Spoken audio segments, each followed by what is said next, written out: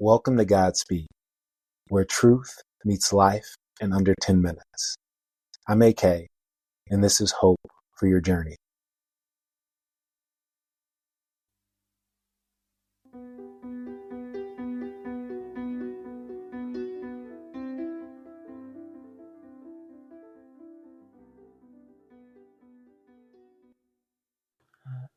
I've learned something over the years.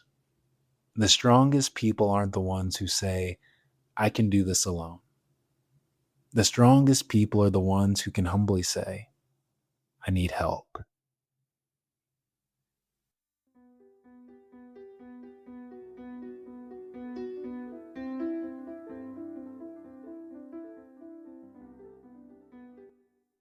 Jesus spent his life around every kind of person you can imagine.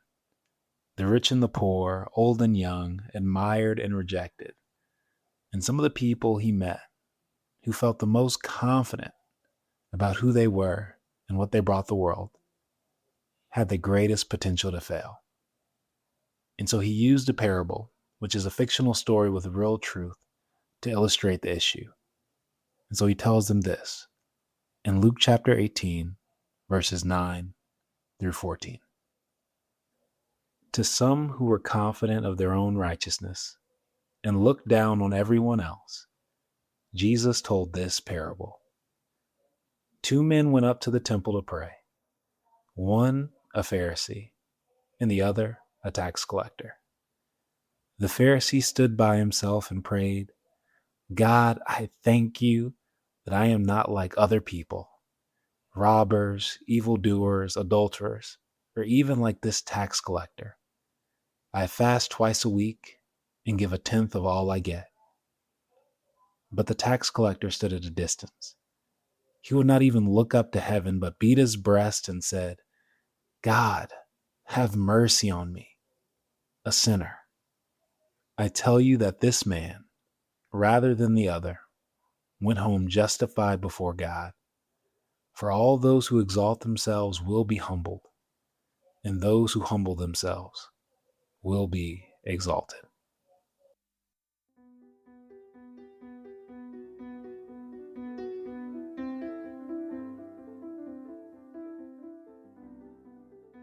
It's so funny to me how 2 people can walk into the same space at the same time with the same hope and have very different experiences. Because in this story, only one of those men walked out better than when he came in. Which leads me to my first point, is that we can't really trust the accuracy of a scale we build for ourselves. And here's what I mean by that. See, this Pharisee, this religious leader, probably wasn't lying about his life. He probably did fast twice a week, give away 1/10 of everything he earned. So by every measure he could see and what he judged himself by for being worthy, he was doing well. But that was exactly the problem, because he cherry-picked what would validate him. He based it all on external actions and not his intention. So back in school, when teachers wanted us to grade our quizzes, they would have us exchange them with someone else in the class, because they knew if we graded them ourselves, we'd be tempted to cheat in our own favor. Because when we're grading, we'll pass it every single time.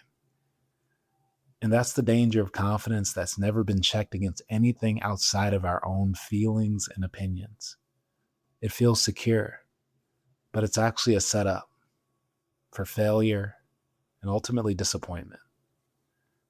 One person convinced of his own goodness doesn't need to hear others or serve others. He just wants an audience. But the second man, he is all of us. Because we will all one day find ourselves in need. But the greater question is whether we'll admit it.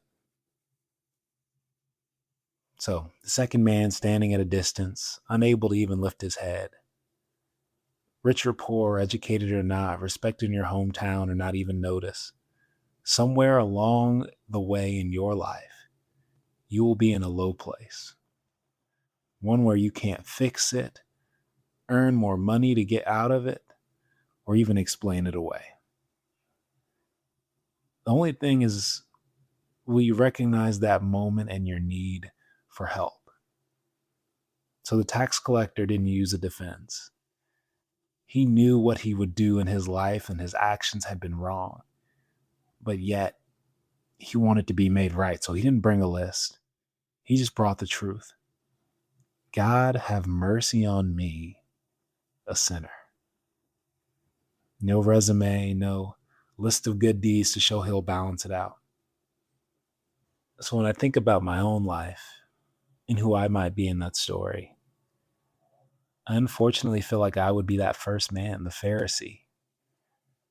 Not because I was at some public temple, but in my own heart, looking at people and deciding they hadn't earned what I had, or deciding they didn't deserve the same respect, the same forgiveness, or even the benefit of the doubt I'd give someone who looked or acted a little more like me, how I thought they should be based on my own judgment, my own opinion. I've tasted that bitterness, and I'm still recovering from it. Because even if I never say it out loud, when judgment sits in our heart, it will always keep us from loving people well, from serving our neighbor like they ought to be served. But as I look at myself now more soberly, as I aim to be as humble as that second man, whatever ground I've been given to stand on, I don't see it as a platform to preach from. I now see it as my privilege to serve from.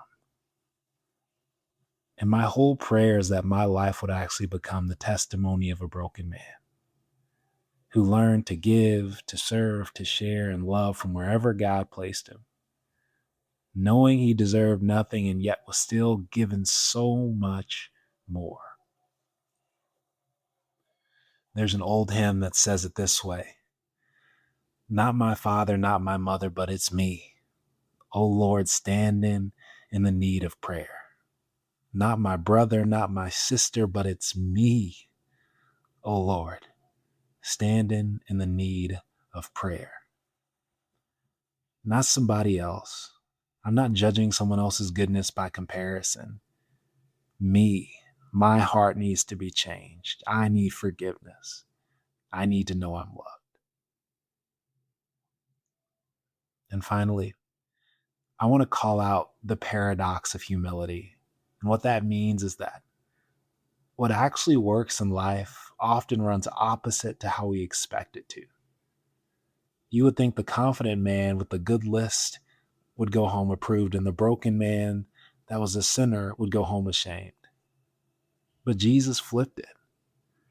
The one who justified himself, exalted himself, walked out the way he walked in. The one who had nothing to offer but honesty and humility walked out justified and forgiven. Humility doesn't lower you. It's the only path by which one becomes eligible to be lifted.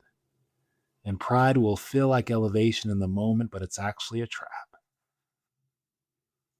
I was reading a book called The Happiest Man on Earth by Eddie Jaku, a man who survived the Holocaust, who saw some of the worst humanity has ever done, and still found moments of profound kindness and beauty in the middle of it. He wrote, "There are always miracles in the world, even when all seems hopeless. And when there are no miracles, you can make them happen with a simple act of kindness. You can save another person from despair, and that might just save their life. And this is the greatest miracle of all." A man who had every reason to consider himself better than others, especially after what he'd faced, to trust no one, to close off, to protect himself, came out the other side actually believing the opposite. That kindness given and humbly received is the miracle. That's the paradox. Strength isn't found in never needing anyone. It's found in the humility to soften our heart to receive what we can never earn, and then to give freely to bring light into the lives of others. To close, please stop believing the lie that you're supposed to do this life for yourself and by yourself. Because at the end of that road is a very empty life. Pride will keep you standing alone and at a distance. Humility will bring you close enough to be loved. So come close. Say what's true and what's on your heart. And then be reminded that you are valuable long before you ever felt that you were.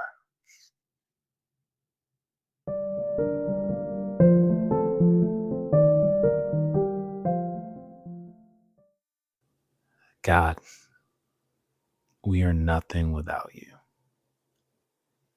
I pray for comfort for those who feel run down.